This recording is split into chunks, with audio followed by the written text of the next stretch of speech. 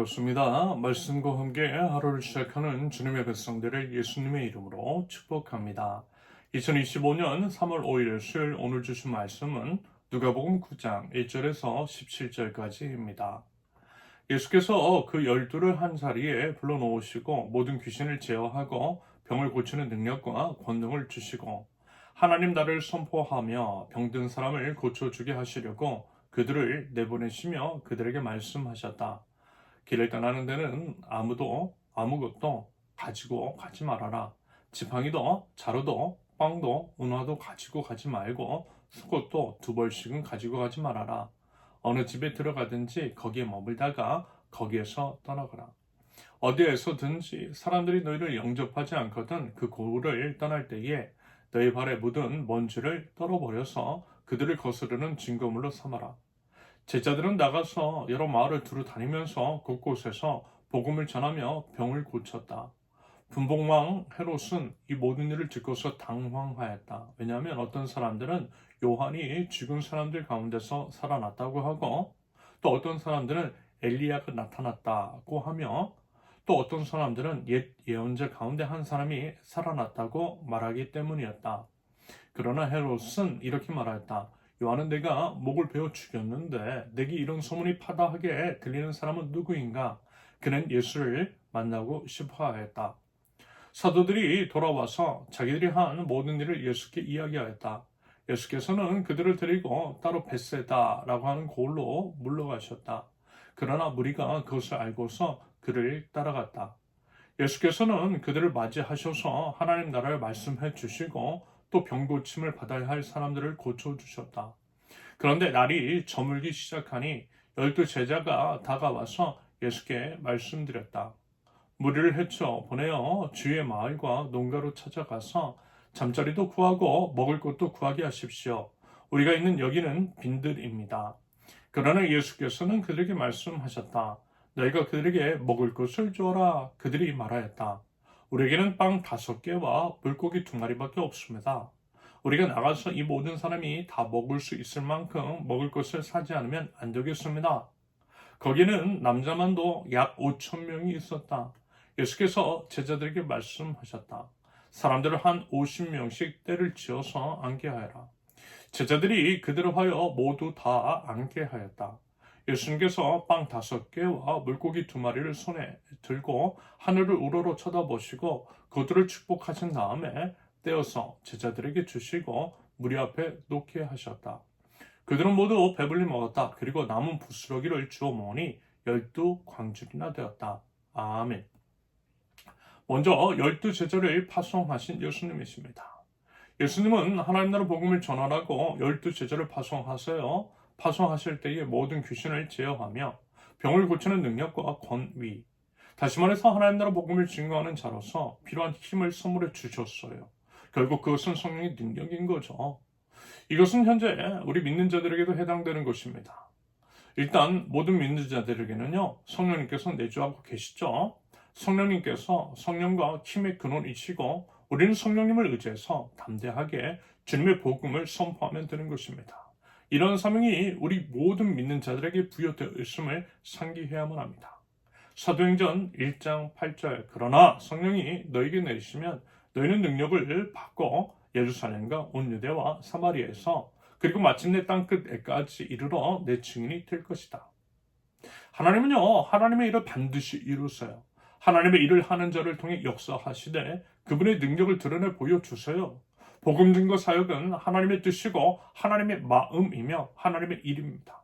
그러므로 내주시는 성령님을 의지하여 믿음으로 담대하게 하나님 나라의 복음을 선포하면 하나님께서 그 일을 이루어 주실 것입니다. 우리는 어때요? 다만 순종만 하면 되는 것입니다. 그렇다면 여러분, 현재 우리는 어떻습니까?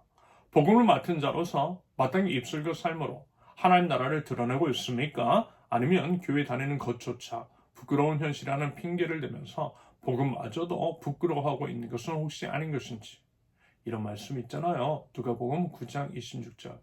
누구든지 나와 내 말을 부끄럽게 여기면 인자도 자기 영광과 아버지와 거룩한 천사들의 영광에 쌓여올 때에 그 사람을 부끄럽게 여길 것이다. 여러분, 오히려요, 이럴 때일수록 복음이 무엇인지, 하나님 나라가 얼마나 좋고 아름다운 곳인 줄을 힘써 드러내야만 할 것입니다. 잃어버린 혹은 잊고 있었던 우리의 삶을 되찾아야 한다라는 거예요. 한편 복음을 증거할 때 복음을 받은 자의 반응에 대해서 과하게 신경 쓸 필요 없어요. 우리는 다만 씨 뿌리는 자일 뿐, 열매 맺게 하시는 분은 하나님이세요. 복음을 받든지 거부하든지 복음을 받은 자들 각자가 책임지면 되는 것입니다.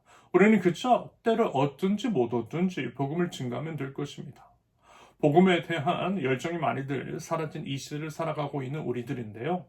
바라기는 복음의 열정을 회복하고 이 세상 속에 파송받은 자로서 힘써 하나님 나라 복음을 전할 줄 아는 저와 여러분들이 있을 수 있기를 바랍니다. 이어서 헤롯을 불안케 하신 예수님. 예수님께서 행하신 일들이 온 유대와 이스라엘 가운데 널리 퍼졌어요. 이 예수님에 대해서 모르는 사람이 없을 정도였고요. 그 당시 분봉왕, 다시 말해서 로마 제국에 의해서 세워진 허수아비 왕 헤롯의 귀에까지 그 소문이 들렸습니다. 그전에는 사실 헤롯은요, 자신의 부도덕함을 비난했던 세례 요한을 이미 죽인 터였습니다. 그런데요, 예수님에 대해 사람들이 이미 자신이 죽인 요한이 환생한 것이더라, 과거의 위대한 예언자 엘리야가 살아난 것이더라 하는 등의 소문을 듣고 궁금했던 것입니다. 사실 당황하고 불안했던 거죠. 왜냐하면 자신의 한 짓이 있기 때문입니다. 본인 스스로도 자기의 죄악을 너무나 잘 알고 있었던 헤롯이었어요. 여러분, 죄를 지면요, 여러분 이렇게 불안하고 두려울 수밖에 없는 법입니다. 평안은요, 오직 하나님 안에만 있어요. 하나님 안에서 거룩한 삶을 살아갈 때 주시는 선물이 바로 평안입니다. 아무튼 이와 같은 식으로 예수님의 존재는 악한 자들의 두려움이 되었어요. 선하신 주님, 죄가 하나도 없으신 거룩하신 하나님이신 예수님이시기 때문입니다. 빛은 어둠을 물리쳐 이겨내는 능력이 있어요. 빛이신 우리 주님이 있어요. 하지만 방금 처음 말씀을 드렸던 것처럼 하나님 나라 백성 결국 두려워할 필요가 없어요. 이미 우리 예수님께서 우리 죄를 십자가 위에서 사해 주셨기 때문입니다. 그러면서요, 우리 믿는 자들이 명심해야 할 것은 바로 이것입니다. 요한일서 3장 21절에서 23절까지 사랑하는 여러분, 우리가 마음의 가책을 받지 않으면 우리는 하나님 앞에서 담대함을 가지고 있는 것이요, 우리가 구하는 것은 무엇이든지 하나님에게서 받을 것입니다. 우리가 하나님의 계명을 지키고 하나님께서 기뻐하신 일을 하기 때문입니다. 하나님의 계명은 이것이니 곧 그 아들 예수 그리스도의 이름을 믿고 그리스도께서 우리에게 명하신 대로 서로 사랑하라는 것입니다. 두려움이 없게 하는 사랑, 부디 우리 주님의 명령과 본을 따라 사랑으로 행하는, 그러면서 하나님의 평강 가운데에 담대하게 살아갈 줄 아는 저와 여러분들이 되실 수 있기를 바랍니다. 마지막으로 5,000명을 먹이신 예수님, 오병이어의 기적입니다. 떡 5개와 물고기 2마리를 통한 5,000명을 먹이신 예수님이신데요. 여기서 이제 기억해야 할 것은 오병이어, 즉 떡 5개와 물고기 2마리입니다. 그것에 이제 드림이 먼저 있었다라는 거예요. 바꿔 말하면 그 희생, 자신을 먹을 것을 예수님께 드린 사람이 없었다면 기적은 일어나지 않았을 것이라는 의미입니다. 이것은요, 여러분 신앙생활에 있어서 참으로 중요한 원리입니다. 하나님은 모든 것을 할 수 있으시고 우리가 없어도 그것들을 다 할 수 있는 분이시지만 기꺼이 우리와 동역하길 원하세요. 온 오제 왕이신 하나님과의 동역은 특권이죠. 그런데 그 특권의 누림에 있어서 단 한 가지, 하나님께서 우리에게 보고 싶어 하시는 것이 있었어요. 순종입니다. 믿음에 따른 순종입니다. 내 것을 드림입니다. 나의 드림과 순종을 요청하시는 주님이세요. 내가 소중히 여기는 것, 설령 보잘것 없는 것이라 할지라도, 그냥 아니면 나의 이제 가장 값진 생명이라 할지라도 주님께서 원하시면 그 모든 것들을 드릴 줄 아는 믿음, 믿음에 따른 행동, 하나님께서 그거 원하세요. 그럴 때에 하나님의 역사는 일어납니다. 나의 순종을 통해 하나님의 역사가 일어나고 나의 수준이 비로소 하나님의 수준이 되는 것입니다. 이것이 하나님의 일하심이고요. 하나님의 일하심, 하나님과의 동역에 우리를 하나님께서 지금도 초청하고 계시는 하나님이시라는 거예요. 여러분, 하나님은요, 온 오지 왕이세요. 뭐가 부족하셔서, 무슨 능력이 없으셔서 우리를 부르시는 것이 아니라는 것입니다. 우리의 것을 탐하시는 분도 아니세요. 그저 우리의 믿음을, 하나님에 대한 우리의 마음을 보고 싶어 하시는 하나님이세요. 작은 것들일 때 그것뿐만이 아니라 그 외의 많은 것들도 주시는 풍성하신 주님이십니다. 먼저 하나님의 나라와 하나님의 의를 구할 때 이 모든 것들을 더해주시는 하나님이신 줄로 믿습니다. 죽어야 사는 십자가의 비밀인 거죠. 그렇다면 여러분, 하나님께서 지금 우리에게 원하시는 오병이어는 무엇일까요?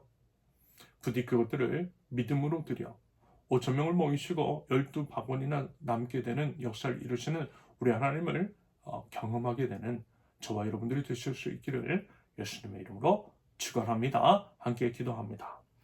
모든 자들이 구원받기 원하시는 하나님, 마지막 한 사람이 구원을 받을 때까지 쉬지 않으시는 아버지 하나님의 그 마음을 알아 마주하는 모든 이들에게 하나님 나라 복음을 증거할 줄 아는 저희 되도록 하나님 저희를 인도하여 주시옵소서. 저희 힘과 능력과 지혜가 아니라 오직 내주하시는 성령님을 의지하게 하옵소서. 담대하게 하나님을 선포할 때에 하나님의 일하심을 보며 하나님을 선포, 하나님을 힘껏 찬양하는 하나님 나라 백성 되게 하옵소서. 하나님 저희들 주님께서 원하시면 생명까지도 드릴 줄 아는 믿음이 있기를 원합니다. 비록 작고 연약한 믿음이지만 주인이신 우리 주님께 순전한 마음 드릴 때에 하나님 저희를 받아주시고 하나님 저희를 통하여서 하나님 나라의 아름다운 일들을 이루어 주시옵소서. 예수님의 이름으로 기도합니다. 아멘. 하나님께 손을 주신 말씀과 거저 읽두 제목을 놓고 우리 잠시 기도합니다.